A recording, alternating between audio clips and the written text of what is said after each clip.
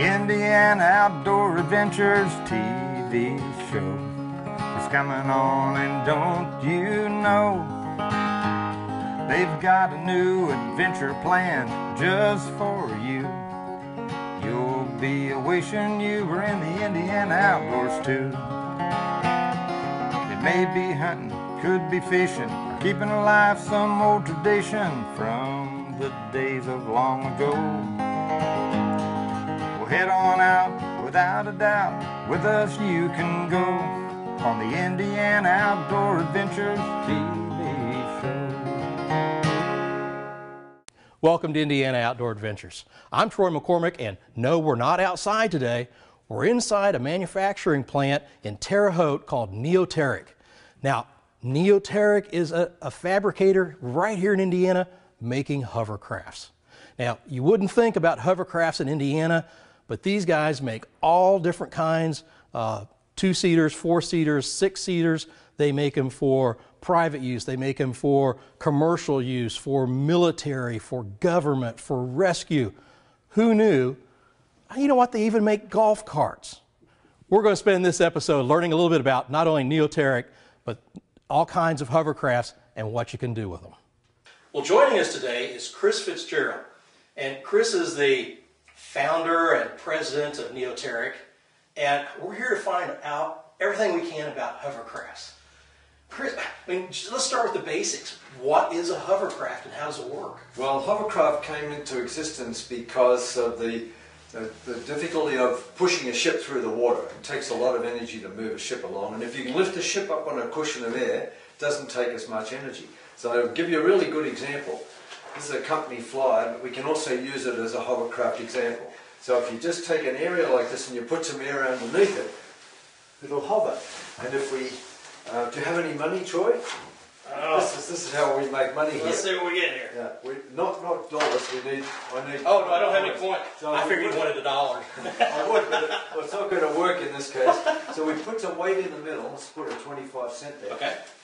It'll carry it, but if we move it around, it'll control it. See that? Sure. Left to right. So it's just like a flying machine. A little weight adds control. It's very critical. It's weight balance, and so it's not as simple as driving a jet ski or a boat. It takes some skill and it takes training, and that's what happens here. This is all this stuff that's in the background, and the theory of the hovercraft, what you just saw, is basically the lift. There's the air underneath, there's the pressure, and you have the area. And that's the basic theory of hovercraft. It's as simple as that. You have a motor that blows air down and out, and it creates what, positive pressure? That's what happens, yes. And the pressure is very light, very small. If you look at this formula here, the pressure, if you think that was your foot and you're standing on, say, water, you sink. But if you're on a hovercraft, you don't sink because the pressure is so small. The pressure of your foot when you're standing in mud's about 33 pounds per square inch, whereas with the hovercraft it's only a fraction of a square inch of pressure. So it's almost equivalent to a seagull standing on one leg. Okay. and obviously, if we're floating on this cushion of air, we can go across grass and water and sand. That's right. The hovercraft doesn't know what the surface is like. As long as it's reasonably hard, it'll just float across the top. So if you're going across ice or snow or mud or grass, the hovercraft's really unaware of it because it's flying. The other thing you might have noticed is that there's a skirt around the edge, and the reason that exists, yes, it exists to try and contain the air underneath so that I don't have to blow as hard.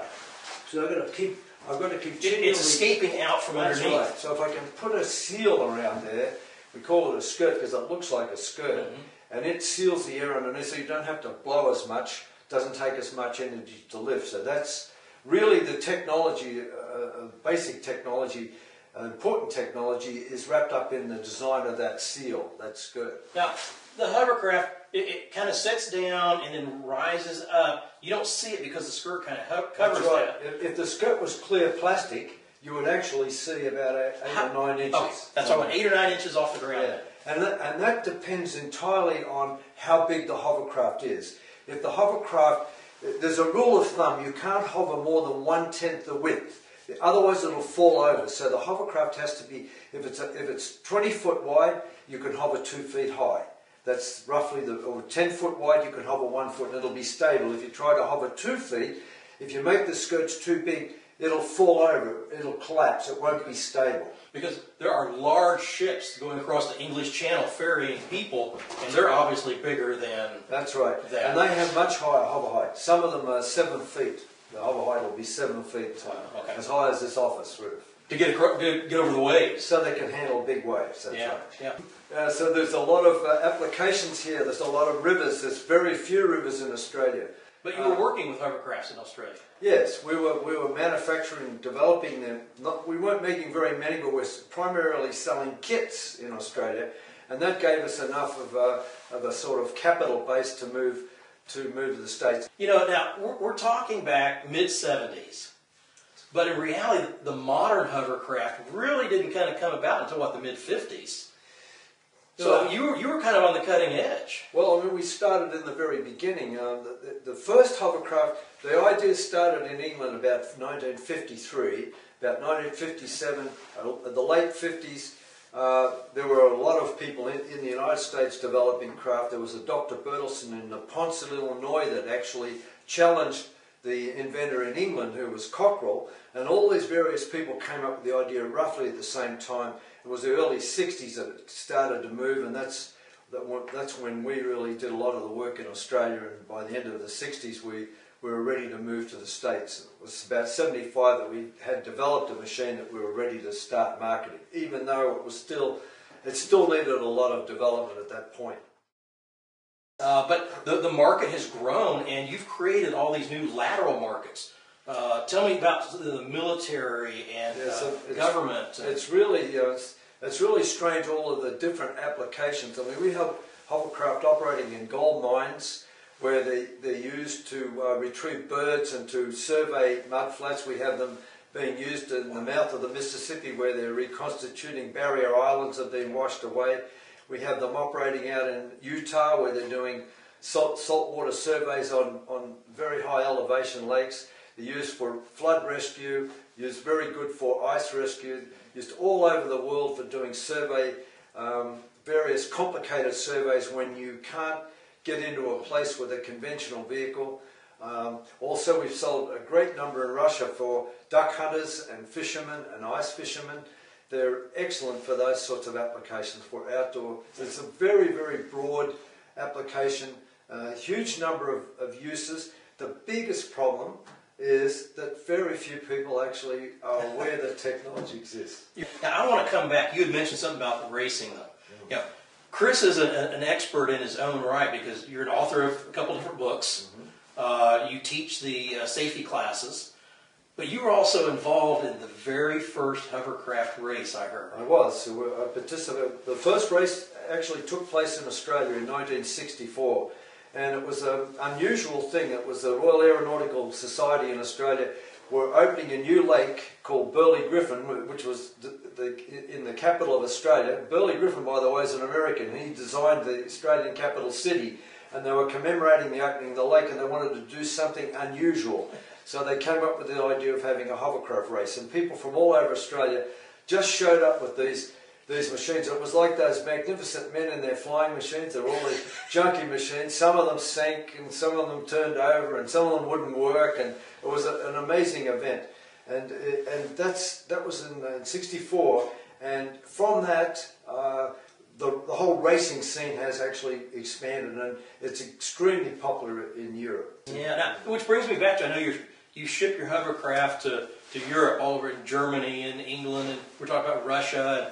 What percentage of your sales would you say are in the U.S.? See, the way it works is it just depends on where the awareness is. If all of a sudden something happens in Russia and you've got a really aggressive salesman, or you find there's some publicity there or something, you'll get a burst of sales.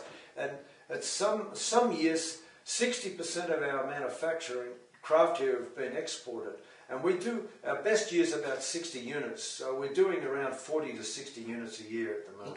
Okay. And for people that want to know, price range, I mean, you've got 2-seaters, 4-seaters, 6-seaters. That's right. 20, 25,000 all the way up to 60, 65. Well, actually, if you want to put it together yourself, as a kit. Yeah, it takes about 40 man-hours to assemble a basic kit, and a basic kit's around about 15 to 16,000, and then you can start building more and more elaborate craft, and you can start putting in things like GPS and colour schemes, and the more things you add to it, cabins, windshield wipers, radios, sirens, then the price just goes up. You really pimp them out. Yes. You can add all kinds of lights and all kinds of stuff. Now, that's right. I was out in the fiberglass shop looking at the different stages before it gets into the manufacturing building. And at what stage does the kit stop? I mean, you kind of start out with, tell me about the pieces, if you will. That's a good question, because a lot of kits, like hot rod kits, for example, you've got to do a heck of a lot of work. And to answer your question, there's no fiberglass work or anything. It's all bonded together. All you have to do is fit the skirts, put the engine in, put the controls, put the instruments. Okay, so you build the, what do you call it, the floor or the base? The hull. The hull. Yeah. And then you fiberglass the body. And the guys were showing me how 2 people can just pick it up. Yes, it's a flying machine. Weight is very important. It's a flying machine, and it is. We'll come back to that in just a second. So that's assembled, and then it's all put together, and it's ready for the skirt. It's ready for the motor and all that. You have to fit those things. You've mentioned, both we were talking before being on camera, and then since we've been on camera, that this is more like flying than driving a boat. Is that correct? Actually, we've trained more than 1,000 people, and a lot of those people they come from all walks of life. So there's aviation people, there's helicopter people, there's boating people, there's children, there's everything you can imagine. And the helicopter people say it's more like flying a helicopter than it is a boat. So if you put a boat here and a helicopter there, it's more like the helicopter. The only thing is you're flying with 1 foot on the ground. So it's much safer than a helicopter. And the drop is a lot less. And that's really what got me into it, because I was interested in flying. And when I was young, a lot of my friends had been killed flying, were killed. And I thought, boy, flying's a bit dangerous. And this is like flying with 1 foot on the ground. I like you that. Just step out. Yeah, because you can go sideways, you can spin forward, backward. That's right. And why you need to be trained is, because in the hands of a novice, hovercraft are magnetically attracted to all obstacles. They'll just hit whatever's there. So it really is like flying a helicopter. You have to be trained to operate. And that's what all this is all about. This is what happens when you come here for the training. And you don't just hand someone the keys. There is a training process. It usually takes a full day, and we like to actually get people to do the training before they even consider buying a hovercraft. It's really more like buying an airplane. You don't normally go and buy an airplane. You start out by learning to fly. And that's the way we think this should work. It's not like getting a jet ski. You should learn to fly, and if you're interested in it, then the next step would be thinking about either getting a kit or a hovercraft, rather than just coming and buying a hovercraft and then discovering, oh, wait a minute, this is a little challenging. This is like driving a car on ice. We haven't touched upon your most recent one, though. Well, so anything, I mean, what we talk about is getting exposure, and the difficulty with a small company is getting exposure is the same as education, and everyone knows education is very costly. So you have to rely on things like Junkyard Wars or James Bond or something like that. If you can get into something like that, that spreads the news, and that it doesn't necessarily sell hovercraft immediately, but it plants the seed. Right. And recently we were contacted, we get a lot of nuts calling up for Australia. We were contacted by a nut who wanted to use the hovercraft on a golf course. And it took us a while to figure it out, but Philip, our salesman here, sales manager, was able to figure out that what they were really trying to do is come up with a viral video, and this was to sell clothes for Oakley. And so, and they had Bubba Watson involved, and they just sponsored Watson, or taken him on as one of their clients, and then it all came together, and I knew hovercraft worked really well on golf courses because we used to race them on golf courses. So we were able to take our existing design and convert it and turn it into a equivalent golf golf cart, and then it became a viral video. So that's like James Bond. You said, got it out there, planted the seed. 7-8 million views on YouTube. It's on national TV networks. A lot of interest in it, and it sparked all sorts of other things as a result. We've sold a few golf carts, but we've had other things. We're doing golf tournaments, and we've just done one down in Florida last week and down in Miami. So these are the sorts of things that have come out, and it's just creating the awareness. That's what it's doing. Which is a good thing. How many controls are there? Well, you don't have a steering wheel. No, there's no steering wheel. You could put a steering wheel, but actually the way it works is you have a throttle, so you have a fan that does the lifting, and that fan, 1/3 of the air that's coming out of that fan goes underneath the hovercraft to lift it, and the remaining 2/3 push it along. So once it's lifted, you have a throttle, it lifts up, and about 3,000 RPM it'll start to slide forward because the air that's coming out the back's pushing it along. Then you have a rudder, which you could use as steering wheel, but because our craft have reverse thrust as well, and we're the only company in the world that have that capability, you turn the rudder this way, and then on the rudder controls there are like motorcycle grips. They're actually BMW controls, and when you pull these you can actually operate reverse thrusters, so you can go backwards, you can spin the craft, you can spin it as fast as you like, in fact so fast it can throw you out. So you can spin it from left to right, and you can put the throttle, the rudder and the reverse buckets all together in one operation. And on top of that, you've got the weight balance. Remember I moved the coins around? Well, you've got to move the seats backwards and forwards while you're actually operating it to keep the craft level. Because as it's spinning, everything's changing. All these different forces that are on the craft keep changing. It's dynamic controls then. That's right. Everything's like a helicopter. Like a helicopter, except you don't go up very high. You go up 9 inches. That's right. That's right. Well, that's great. I'm looking forward. We're going to go out here in a couple days and take a ride. We're going to see if the lake's still frozen, and we're going to try some different things in a couple of your craft. Yep. And I'm looking forward to that. It'll be fun. Well, we're out on a unique experience today here on Indiana Outdoor Adventures. As you can see back behind me, Lake Monroe is frozen. And it hasn't been like this for, what you say, 3 years? About 3 years. Joining us today is Steve Stafford. And Steve has been kind enough to take us out in his hovercraft. Now, for a unique experience on a lake, a hovercraft is the way to do it. Steve, tell me a little bit about how you got involved with hovercrafts and what it is you like about them. I like the feeling of flying. It's like flying with 1 foot on the ground. Okay. If you're going to crash, you're only going to fall 9 inches. You only got to go that far. That's right. And so the hovercraft, we talk about it being like flying. It's more like a helicopter than a boat. It is. You're flying on a cushion of air, so the dynamics are more related to flying a helicopter than it is as a watercraft. You don't have a steering wheel. What kind of controls does it take to operate one? This craft has a rudder control. It works like a handlebar that controls your rudders. Twist grip throttle and the reverse thrusters are controlled individually by a hand grip on each handlebar. Okay, and I know that we've got actually an airplane motor on this thing. Yes, it's a ultralight aircraft engine. It's a Herth. It's made in Germany. And you got 1/3 of the power of the air going to providing the lift. Correct. And 2/3 giving you thrust. That's correct. Now, we were out a little bit ago, and the thrust kind of went like this. Tell me about some of the maneuvers you can do.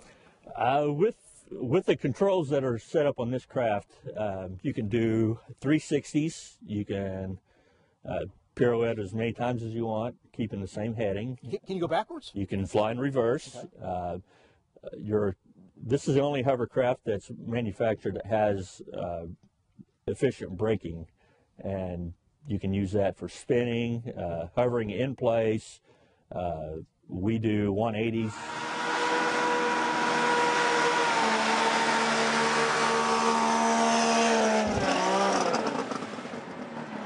Now, Steve, we've got a frozen lake. When it's water, you can still go out on it. What kind of surfaces can you go on, or what kind of limits do you have? You can go anywhere you can maintain an air cushion. And it doesn't have to be hard. It can be water. It can be water. It'll go on land, ice, snow, mud, sand. You go across stuff you would normally sink in, and you're not affected.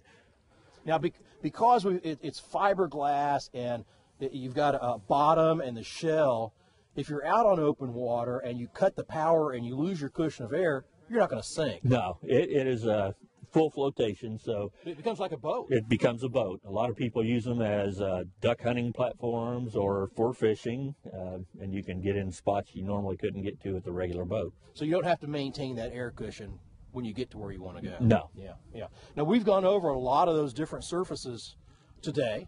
Like I said, being out on the frozen lake really added its uniqueness. As a hobbyist, someone who wants to get involved with hovercraft, give me a sales pitch about why. What's the excitement? What's the reason for wanting to try it? Why not? There's a lot of places you can go and explore that you couldn't normally go in a normal boat. You hit a sandbar, or you find the logs across the river. You can hover right over the top of them and keep going. So. What kind of limitations do you have for what you can go over? Well, you have a 9-inch hover height on these machines, and you can usually clear anything that is not exceeding that. And once you learn what you're doing, there are ways to get over stuff that is higher than that. So. Like when we were out on the lake today, there were places where the ice had kind of buckled, and some of it you were able to go right across. Some I know you slowed, braked, went over, got a little extra lift out of it. Exactly. Yeah, now we're able to clear some of those. Right, and that's all part of the training of learning, the experience of learning how to do it. I got to tell you, I liked having the cabin on your hovercraft today. Cole, a member of our pro staff, was in the other hovercraft that did not have a big windshield, and he was filming and got the full brunt of our 25-degree temperatures. I don't know what the wind chill is today. So Cole, thanks a lot for what you put up with. But there are times when your actual cabin comes off and you become a convertible. Yes. For when you take the family out in the summertime. That's correct. Great. Yeah. Well, Steve, we've had a really good time out today on Lake Monroe, getting the full impact of what it's like to ride in and experience a hovercraft. So thanks very much for taking us out today. Anytime. Great.